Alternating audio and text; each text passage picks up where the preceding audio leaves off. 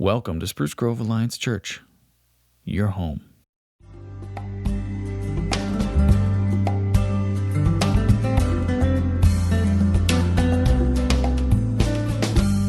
You've been given a rock. When you came in, you're going to throw that at someone you don't like a bit later.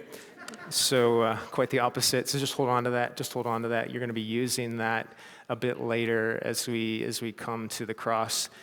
We've been doing this series called Encounters with Jesus, and we've been immersing ourselves in encounters that Jesus has had with people in the Gospels, and in the process we're getting to know Jesus through the eyes of these different encounters.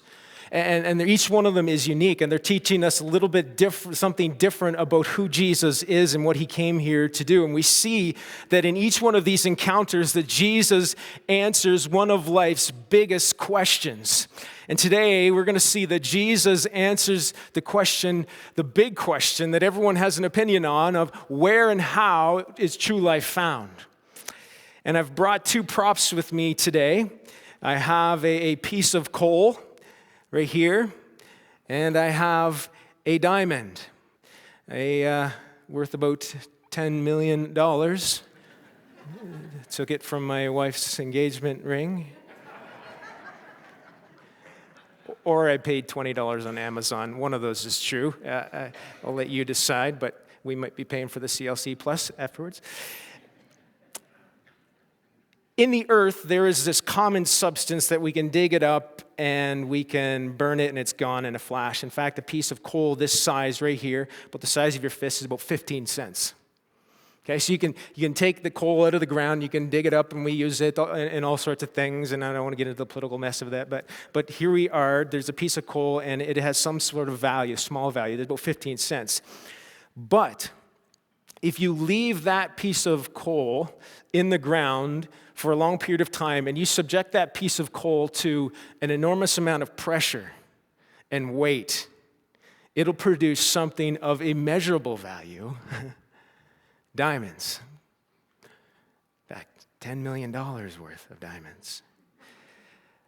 Today, we are going to feel the weight of some of Jesus' heaviest teaching about life. And if we let it, if we don't come out from under it, if we let it, it will produce something of immeasurable value, of eternal value, something priceless in our lives. Today, we are going to consider the question, where and how is true life found? And we are going to look at two separate encounters that Jesus has with the exact same person. And Matthew wants us to see these encounters back to back. He includes them back to back because we see there's a vast contrast in how Jesus responds to Matthew or to Peter. So it's the same person. Two encounters with the same person. It's Peter. It's Jesus' right-hand man. And we're going to see a very stark contrast in these different encounters. There's this famous piece of English literature that has been reworked over the years. Perhaps you've heard of it, and it's been synonymous for being kind of having a double personality in our vernacular. It's this term of a Jekyll and Hyde. I think they've reworked a new Hollywood movie on this. And there was this English writer that was fascinated with this double personality that we can all have. We can be really good in one moment. In fact, there's Dr. Jekyll. He helps people. He's compassionate. He serves others. But then they showed that they had this other side to this guy, Dr. Jekyll. He had this Mr. Hyde, who was very devious and mischievous and evil. And we're going to see in these two encounters a bit of a Jekyll and Hyde with Peter, where Jesus has two vastly different responses to Peter's actions with these encounters. All right, let's read in Matthew chapter 16, Peter. When Jesus came to the region of Caesarea Philippi, he asked his disciples, "Who do people say that the Son of Man is?" And they replied, "Some say John the Baptist, others say Elijah, and still others Jeremiah or one of the prophets. But what about you?" he asked. "Who do you say that I am?" That's an important question. And Peter here absolutely nails it. Simon Peter answered, "You are the Messiah, the chosen one, the Son of the living God." Whew. That's the term that was used when God prophesied through King David that there's going to be this forever king that's going to reign through you. He's going to be my son. That's amazing, amazing foundation. And Jesus replied, "Blessed are you, Simon of Jonah, for this was not revealed to you by the flesh and blood, but by my Father in heaven. And I tell that you are Peter, and on this rock I will build my church, and the gates of hell will not overcome it. I will give you the keys of the kingdom of heaven, and whatever you bind on earth will be bound in heaven, and whatever you loose on earth will be loosed in heaven." And then he ordered his disciples not to tell anyone that he was the Messiah. Okay, there's the first encounter. Let's read the second encounter. Very next verse. From that time on, Jesus began to explain to his disciples he must go to Jerusalem and suffer many things at the hands of the elders, the chief priests, and the teachers of the law. And then he must be killed, and on the third day be raised to life. Whoa. And Peter took him aside and began to rebuke him. "Never, Lord," he said, "this shall never happen to you." And Jesus turned and said to Peter, "Get behind me, Satan. You are a stumbling block to me. You do not have in mind the concerns of God, but merely human concerns." Wow. Did you notice the contrast there? Did you see how different that is? Now, just as a footnote on that first encounter, I'm not going to fight the Roman Catholic Church on this passage. This is not saying that Peter is the first pope and that the papacy has authority on par with scriptures and God. We settled this in the Protestant Reformation. Okay, Peter's name means rock, and it is his posture of heart. It is his testimony here. It is his foundational understanding of Jesus that can be in any believer that God can use to build his church and build his kingdom and unleash his kingdom through him. Okay, so I'm not going to fight that. Okay, we'll fight that later if you want to fight that with me. If we get stuck up on that, we miss the flow of this passage, and Matthew is trying to show us. We're meant to see these two separate encounters with Peter in complete sharp contrast. In one encounter, did you hear it? Jesus says, "This posture of heart, Peter, is going to build the church. It's going to steamroll the gates of hell. It's going to unleash the kingdom, and it's going to bring heaven to earth. You keep doing that, Peter. Man. You're going to be me inside you just steamrolling the gates of hell, unleashing the kingdom." And in the very next encounter, with this posture of heart, it's a conduit of Satan that hinders Jesus, that doesn't consider God, and it's only focused on yourself. Wow. Talk about a Jekyll and a Hyde. Do you see that? And we're meant to see these two separate encounters in contrast with one another. First of all, probably for one small reason, is that we will find encouragement in our own sanctification. Encouragement in our own process of becoming more like Jesus, because this is Jesus' number one man in this disciples group. And he didn't get it right all the time.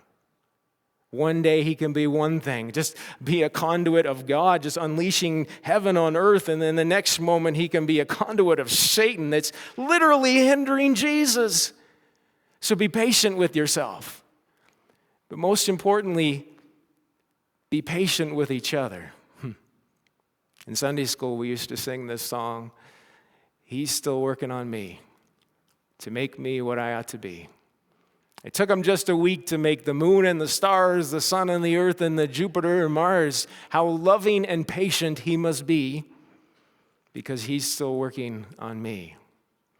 So be patient with yourself and specifically with others in the process of us becoming more like Jesus. And so we're supposed to take that away from this, but also we're meant to kind of look in the mirror on this and say, which attitude do I represent most of the time? Am I a conduit of kingdom advancement that pushes back the darkness? Or am I a conduit of Satan that is impeding Jesus' progress? He says, "You're a stumbling block to me." Just think about that for a second. Jesus is pushing an agenda, and he says, "Peter, you're in my way. In fact, you're weighing me down." When I was at the Tri-Leisure Center, where I go once in a while to work out, and there's the track upstairs, I was working out, and my nephew, who's here this morning, was out there working with some of his volleyball friends. And there's these sleds that you can use to kind of train. You can pull them or push them, and it's supposed to get really strong. And so I saw him going by on this track, and I said, I'll help you with that. And I jumped on the sled. I said, how's that feel? Now, he was pretty good. He could still push me like incrementally on the track. But that's what Jesus is saying here that Peter is doing. You're not helping me. You're weighing me down. You're in my way. You're a stumbling block to me. You're not the rock in which I'm going to unleash and build a foundation which I'm going to unleash the kingdom and steamroll the gates of hell. You are a stumbling rock in my way. You're weighing me down. Well, we're meant to see, are we encounter one or are we encounter two? Where are we impeding Jesus and where are we unleashing Jesus with our lives? And so Jesus sees this as a teaching moment where he delivers some of his heaviest teaching on where and how life is truly found. And so let's feel the weight of these next few verses and let it produce something of immeasurable, eternal value in our lives. Jesus goes on to say, then Jesus said to his disciples, whoever wants to be my disciple, feel the weight of this, must deny themselves, take up their cross and follow me. For whoever wants to save their life will lose it, but whoever loses their life for me will find it. And what good would it be for someone to gain the whole world and yet forfeit their soul? Or what can anyone give in exchange for their soul? For the Son of Man is going to come in his Father's glory with his angels, and then he will reward each person according to what they have done. Truly, I tell you, some who are standing here will not taste death before they see the Son of Man coming in his kingdom. Oh, did you feel the weight of that? Did you feel the enormous pressure that Jesus put on us there? He said that in order to find true life, you must deny yourself, take up their cross, and follow me. In fact, in Luke's edition of this teaching of Jesus, he adds the word daily to there. Let's take up their cross daily and follow me. If you want to save your life, you lose it. If you lose your life for my sake, you'll find true life. You want to encounter Jesus? The gateway to encounter Jesus is the cross. Where we lay down our wills, we lay down what we want, and we say, you are not just Savior, you are Lord of my life. True life is found by daily dying to ourselves and giving our lives over to Christ. But that is the opposite of every inclination inside us. That's why we feel the weight of it. It's certainly the opposite of what comes natural. It's certainly the opposite of what the world tells us to do. It's the opposite of every inclination in our heart. One of the things our family likes to do on vacation is find these the ropes courses in the trees. They're called Tree Go or On Tree. I have a few pictures here. It's basically you're strapped in with a harness and you have this kind of safety wire that you're strapped in, but then you have to go through all these obstacles from tree to tree, sometimes like 30, 40, 50 feet up in these huge trees, and there's like swinging logs. Sometimes there's this Tarzan rope you have to swing on and then grab this cargo net, and you're all kind of locked in, so if you fall, you only fall maybe a foot. And it can be very, very unnerving. And so in Kelowna a couple of years ago, we found one of these on-tree places, and the two pictures on the left are in Kelowna, and that one on the right is on the East Coast. We found one there. And so in Kelowna, they had this green level and this blue level and then this black level. And so they obviously get progressively harder. And so the four of us as a family went through the green, and then we went through the blue, and then my wife made an exit, and she said, we're not doing the black anymore. And so I decided I'm going to be brave, and I'm going to go with the kids and do the black level, and it was extremely hard. It was where the cargo net is there. But the very last one, and I'm first, the very last obstacle that you have to overcome is a platform that's about that high up in the tree, maybe a little bit higher. And you clip your carabiner into this contraption, this motorized contraption, and you literally have to jump off this platform. And it's got this kind of clutch mechanism where you free fall for the first half, and then it slows you down as you hit the ground. Oh yeah, lots of fun. So my heart's beating like 100 miles an hour, and I don't want my kids to show me up, and so here I am, and I'm just like, that is the hardest thing to do, is just step out over the edge and just trust that this thing is going to catch you. And I did it, and I'm alive today. But then my son is last up, and he decides he's going to show his dad up. And so he turns around like this, and literally he just free falls backwards. And he doesn't die. We feel the weight of this teaching. Deny yourself, take up your cross, lose your life, because it feels like a free fall backwards, where we want to hold to the tree for dear life, right? I'm going to lose my life. I'm going to give up my life for you, Jesus. But there's this paradoxical promise that Jesus promises for everyone who does this. And this is this kind of saying that when you look at it, it doesn't make sense, but when you actually live it, it does make sense. This paradoxical promise: whoever wants to save their life will lose it, but whoever loses their life for me will find true life. If you've been following Jesus for any length of time in your life, you have big and small examples in your life. When you first come to the cross, you've done that. This is the daily thing. But you have small examples in your life of living that out, where he has given you true life. You've given your life over to him, and he has given you better life, true life, eternal life, back in return. I often think that when God plays that paradox out in your life, he kind of winks at you. I remember once I experienced one of those winks. I was in high school, in grade 12, and I'm a bit of a jock, and I play a lot of sports. And for me, sports can be one of those things that I have to be careful I don't like wrestle with, like Smeagol and Gollum on Lord of the Rings, my precious, and I hold on to it, and I have to make sure that Jesus is above that. And I'm not asking Jesus to bless it, but Jesus is under Jesus. But anyway, I was playing hockey at the time, and hockey was slowly starting to become my precious, my life. And then when I reached the end of grade 12, I was kind of remember feeling this tension in my heart. Do I see how far I could take my NHL career? Could I make it to the NHL? People think I'm good. Or do I kind of bring that into submission of Jesus? Because I knew that Jesus at the time, for me, just for me, he wanted me to go into full-time ministry, into Bible school. So do I do that route? Or do I pursue the hockey career? And I remember grade 12 year was just really wrestling for me, and I didn't know what to do with this thing. And I think one of the blessings was I actually broke my wrist in grade 12, and I couldn't finish my hockey season.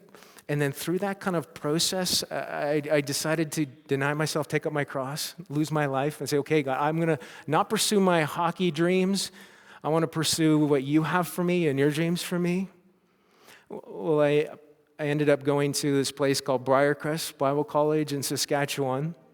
Many of you have been there. Talk about taking up your cross. Going from the Maritimes to the Flat Pancake. Anyway, they turned out they had a hockey team.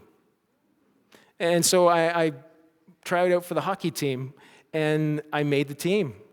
And I made the fourth line, which tells you how far I was going to make in my NHL career, right? The fourth line they put on when you're winning by about 7 or 8 goals, okay? Or the Gins, okay? And I made the fourth line center. And so they also announced that coming Christmas, the hockey team was going to go on a mission trip to Moscow, Russia. So here was this kid from Nova Scotia who never left the Maritimes, really. He goes to Saskatchewan. He barely makes this it was a junior B hockey team. And then now we're going across the Atlantic to this place, Moscow, Russia. It was 1996. It was I think it was about 8 years after the Iron Curtain fell, so communism was just still fresh in people's mind, and Christianity was just starting to make some inroads into this place. And I remember we would play in front of like 6,000 or 7,000 different fans, and Russians didn't ever want to lose to Canadians, and so they would bring some of their top juniors down from their major junior teams to play us, and they beat us pretty bad. And what we were trying to do is we were working with Hockey Ministries International, which our Tim Weeb works with, because they were just kind of on the ground in Russia, and hockey is that kind of language of Russians, and they were trying to establish some Christian roots in the hockey community in Russia. And so we would play a game, but in between periods is we would give a testimony through a translator of Christ in our lives, working in our lives. You talk about an odd intermission rather than all the fun slingshot games they play. Here we are just sharing Christ to people who have never heard it before. And we would visit like orphanages and other prisons and things like that, and just to help Hockey Ministries International just kind of get their feet wet in the work there. And I remember there was this moment where God just winks at me. We'd left Russia or Moscow a couple hours out of the city, and we traveled into this rink. And as we were pulling in with the bus, I looked at the billboard, and it had the date for today, and it said, Canada versus Russia. And God just winked at me. He says, see, Brent, you're now playing on Team Canada. That's something I didn't put on my resume when I came here. Played hockey for Team Canada. And we would come out of these hockey games, and there would be swarms of kids all around us. I was signing jerseys, I was signing pucks, I was signing sticks, and I know to this day there's this Russian kid in Russia with his hockey stick on his wall that says Brent Foster on it. He thinks he's got some NHL star. I get to play for Team Canada. It's like God winking at me. You see what I can do with your life? But you know what?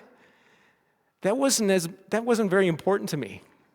Because by then, hockey served Jesus. I wasn't trying to get Jesus to serve hockey.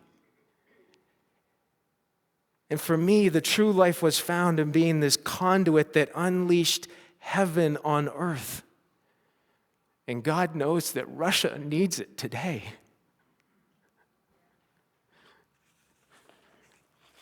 Jim Elliot. There's a picture. There I am. Jim Elliot is probably one of the most famous missionaries. He died just a few seconds into taking the gospel to the most unreached. And his wife, Elizabeth Elliot, she died recently. She was probably one of the most sought-after speakers. Her story is that she ends up baptizing the very man that kills Jim Elliot when he steps off the plane to take the gospel there. And all of this stuff they find in retrospect, they found this in his devotional kind of diary afterwards, where this famous quote that he says, "He is no fool who gives what he cannot keep to gain that which he cannot lose." His point was we can't keep our lives anyway. We may as well give it over to Jesus and allow him to give us something so much more valuable back in return. Something priceless, something eternal, rather than hold on to our 15-cent piece of coal. And Jesus, later in this passage, he gives us this eternal motivation. For the Son of Man is going to come in his Father's glory with his angels, and then he will reward each person according to what they have done. He's trying to get us to think about when the Son of Man, when Daniel chapter 7 comes, he's going to set up this eternal kingdom. And we read all about this in the book of Revelation. I want to give you just a glimpse of it. If I keep talking about Revelation, you're going to want me to preach on Revelation. I know so many of you have told me that, but we'll get to that in a few years. But here we go. Just going to give you a glimpse of it. Can you imagine what those eternal rewards are going to be like? And Jesus is saying, focus on those eternal rewards, not the temporal rewards, the eternal rewards. In Revelation chapter 4, we have this picture of God on the throne at the center of all reality. He's in this unapproachable light, and 360 degrees, and you can read about it in Revelation chapter 4, 360 degrees around the throne, they describe all of these people and angels that are able to look at the glory of God. And it's like Revelation 4 is like when you're driving at sunset or at dawn. or dusk, and you know when the sun is just in the horizon and you have to look that way, but you can't look that way, or you don't want to look that way, and you got the visor going down and you have to look that way, but you don't want to look that way. It's kind of like that with Revelation chapter 4, where God is in this unapproachable light and we can't even look that way, but he's trying to describe him. But instead, John starts describing all of the creatures that are able to take in the glory of God in heaven. It's an amazing passage.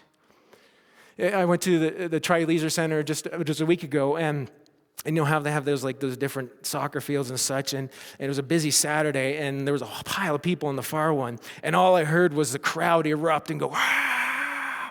And people were screaming and cheering and going, "Wah!" And I could just see the crowd, and I couldn't see what they were looking at. So I can only assume from their reaction that there was something engaging, something exciting, something awesome that they were like going, "Wow!" And when I went out and looked, it was like the strongman competition for Spruce Grove, which is kind of engaging. But in John, we don't see it. Or in Revelation, we don't see it. All we see is the reaction of those that are able to take in the glory of God. And we see from their reaction how glorious he is. Listen to this. In Revelation chapter 4, it says this: there was each of the 4 living creatures had 6 wings, and was covered with eyes all around, even under its wings. Day and night they never stopped saying, "Holy, holy, holy is the Lord God Almighty, who was and is to come." Just take this in for a minute.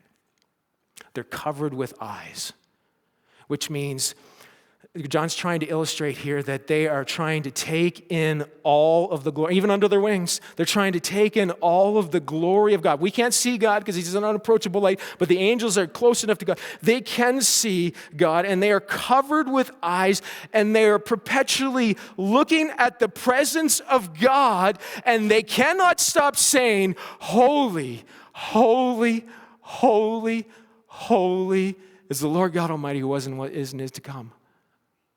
Wow. And when the Bible says holy 3 times, it means extra holy. Holy means set apart, or something beyond totally amazing that I've ever experienced in my entire existence and all of reality. And so the angels who 24/7, 365 days a year are perpetually saying, "Holy, holy, holy, holy, holy, holy, holy." If you fast forward in the book of Revelation, in Revelation chapter 14, and also it's in Zechariah chapter 14, when Jesus comes at the great Parousia and the great blaze of glory with his angels to bring those rewards, the geographical location that's going to somehow play a part in that is Mount Zion, where the temple is in Jerusalem.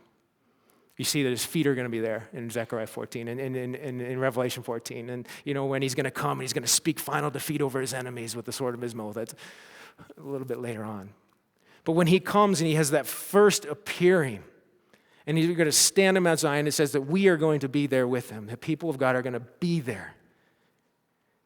And I wonder, here's what I wonder. If we are going to spend the first 500 years, the first half century of eternity, not able to blink, not able to move, as we take in all of the rewards and we take in all of the new heavens and the new earth. As he says, I'm going to make things new. I wonder if we're not going to be able to blink and we're not going to be able to move as we just stand on Mount Zion and we look over the new heavens and the new earth and the rewards that Jesus has brought for us. And I wonder if all we're going to be able to say is holy, holy, holy, holy, holy, holy. And we bring our Russian brothers and sisters and our Indian brothers and sisters beside us, and we're pointing and we're saying, holy, holy, holy. Because in that moment, anything that we have given up in this life will not matter, for we have gained everything. We're going to go, I was going to hold on to hockey for this? Really? I was going to hold on to this hurt. I was going to hold on to this sense of being right. I was going to hold on to this pet sin. C.S. Lewis said this: if you live for the next world, you get this one in the deal. But if you live only for this world, you lose them both.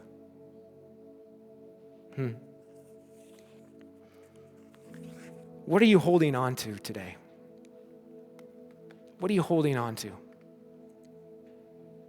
What are you holding on to today that's keeping you from the abundant, eternal life of immeasurable value that Jesus wants to give you in this life and in the next life to come? You got that rock? Take it out. Put it in your hand. Oof. Put it in your hand and clench your fist around it, like from my cold, dead hands. That rock represents something in your life. It represents something in your life that you're holding on to that you need to let go of. Maybe for you it's a hurt, that you've been wronged. Maybe it's a situation that you're trying to control the outcome. Maybe it's an addiction or a sin that you've told nobody about. Maybe it's an idol. Maybe it's something that you're looking to just to say, save me, satisfy me. Maybe it's hockey or something like that. Maybe it's your plans for the future or your image of yourself or over the past 3 years, your need to be right through COVID, and everyone has to agree with me. And you know it's destroying your life. And you need to let it go. See, in order to unleash heaven in our lives, individually and collectively, we need to lose it. We need to let it go. Today's going to be a watershed moment for many of you here because you're going to encounter Jesus as you let go of this. Everyone just stand up and hold up your rock like this. Keep it in a fist. Make 2 fists and hold them up like this. Just hold them up. Look around the room. What a terrible posture that is towards God, isn't it? What a terrible, atrocious posture towards God, like hostility and combative and me. And towards each other, me, hostility. Here's what I want us to do. On the count of 3, leave your arms where they are. And I just want you to open your hands and let the rock go where it goes. Don't worry about the rock, just let the rock go. Just open both of your hands. Ready? 1, 2, 3. What a beautiful sound. Now look at our hands. Look around the room. What an amazing posture. It's a posture of receptivity. It's a posture of openness. It's a posture of receiving the kingdom of the Holy Spirit. It's saying, whatever you got, what got God for me, I want it. I want to worship you. What amazing posture this is towards God individually and collectively. You can drop your hands now, and you can have a seat.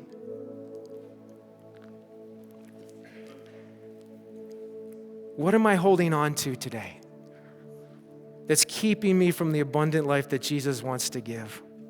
You know, this isn't just a once and done when you come to Jesus. You do it first when you come to Jesus. You come to him through the cross, but it's a daily thing where you die to self, you take up your cross, and you follow him. And by doing that, you actually, paradoxically, find true life. I'm going to ask you to do something. I know you dropped the rock. If you can't find it, leave it. There's rocks here on the front. I'm going to ask you to take a step and bring the rock as we sing these last few songs. Bring the rock and just set it on the stairs as you bring it to the cross. Because maybe you need to do something as an action step to say that I want to deny myself, take up my cross, and follow me. If you can't find your rock, just leave it. There's lots of rocks here. But if you can find it, great. Maybe that's a good illustration. You can't find it. Jesus often got people to do something when he was doing something in their life. He would say, go wash in the pool of Siloam to find true healing. As we sing this last song about you reign above it all, when we're going to stand on that holy mountain and just proclaim, holy, holy, holy. Maybe there's something that you need to lay down just come lay it down and just go back to your seat and worship. Let's lose it. Let's lose those things so that we can be a people who receive that treasure of immense and eternal value. So that we can be a rock in which Jesus uses to launch and unleash his kingdom rather than a stumbling rock that gets in Jesus' way. Thanks for listening to this week's message from Spruce Grove Alliance Church. For more information or to hear past messages, please visit sgac.net.